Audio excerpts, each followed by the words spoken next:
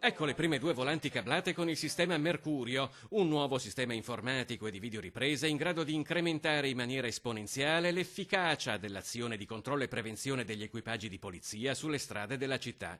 Nel complesso si prevede di dotare con questo sistema un totale di 21 autovetture e 5 natanti entro i prossimi 3 mesi. È difficile averlo in altre regioni, è impossibile in altre ancora. È stata una passeggiata di salute averla in Veneto, una telefonata ad ogni ente e abbiamo risolto il problema.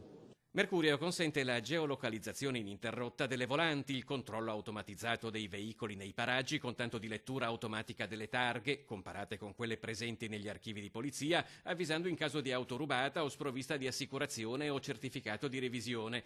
Il sistema consente inoltre anche di compiere direttamente sul posto gli accertamenti sulle persone fermate in strada e ancora, in caso di inseguimenti o in altre situazioni emergenziali o di soccorso pubblico, le telecamere consentono l'invio di filmati in diretta alla sala operativa.